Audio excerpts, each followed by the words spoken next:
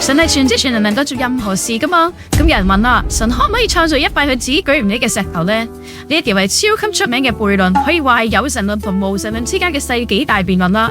聽起嚟好似一條哲學問題，但係都似一條神學嘅問題啦。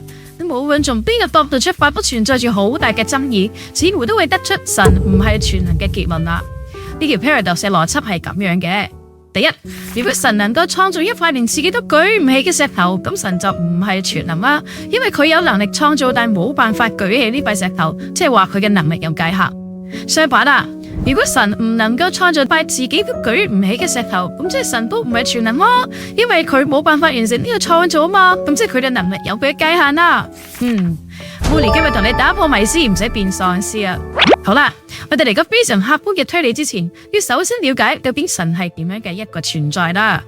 第一，被參考約翰福音4章28節講到神是個靈啊，以住靈嘅實體居住喺靈界，靈界同肉界係喺完全唔一樣嘅國度啊。靈體好似肉體一樣係實際嘅存在，但係並唔能夠互相觸碰睇到，係兩個截然不同嘅世界啊。喺靈界都會存在住肉體都擁有嘅事物，因為呢個世界其實係按照住天國嘅形狀同影像嚟到整出嚟嘅。假如話呢個地上有石頭啦、花草樹木，咁天上嘅國度都會有好似石頭同花草樹木一樣嘅存在噶。不過存在喺天國嘅石頭，並唔能夠出現喺肉界裏邊嘅。喺靈界嘅嘢只會喺靈界，唔會以住肉眼可見嘅方式出現喺肉界裏邊噶。即係話，例如我呢個手上有一杯水啦。但係此刻喺我手上嘅話，係唔會同時出現喺廚房裏邊噶，因為呢個係違反本身存在嘅法則，違反住常理噶。想說嚟嘅係咩呢？存在喺靈界嘅神唔能夠違反肉界嘅法則，以住肉眼可見嘅方式唔會出現喺肉界，並且舉起一塊石頭啦。就算真係要舉起一塊石頭，都要喺靈界裏邊做先至得啊。第二啦，全知全能嘅神係有佢嘅界限噶。聽清楚啊，有佢嘅界限，但係唔代表佢唔係全知全能啊。呢個係封印嘅話語啊。該由肉體去做嘅事，並唔會由身為靈嘅神去做噶。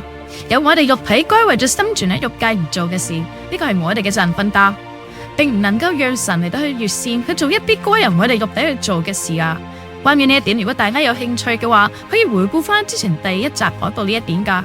就會更加了解到點解神全知全能，但都冇辦法消除所有嘅惡人，出手拯救約定釘上十字架嘅心愛嘅兒子耶穌啦。全因為一個原因啊，神係全知全能，但係都有佢嘅界限噶。就算係神都好，都唔會越線去做事，破壞佢創造嘅法則啊。神係唔可能以住靈嘅身軀舉起一塊肉界嘅石頭啦。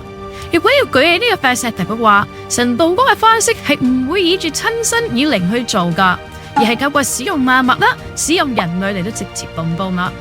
例如透過颱風嚟到去吹起個石頭，透過人類舉起呢塊石頭。不過就算可以咁做，神都唔會做嘅，因為神只會做有神旨意嘅事啊。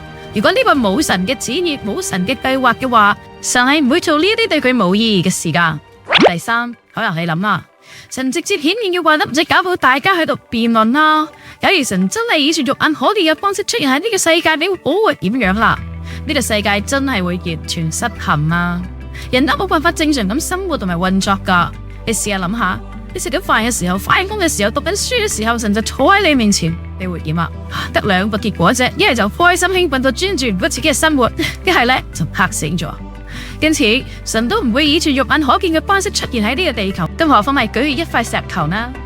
第四，神嘅創造本身已經能夠讓人了解佢嘅全能啦，唔使透過創造一塊咁嘅石頭嚟證明啊！神嘅全知全能喺邊度可以見到啊？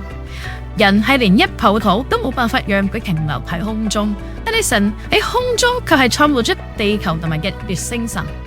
淨係睇神花咗138億年漫長嘅時間嚟到創造出能夠引入出生命體嘅宇宙同埋地球，就能夠體會到神嘅全知全能啦，唔係咩？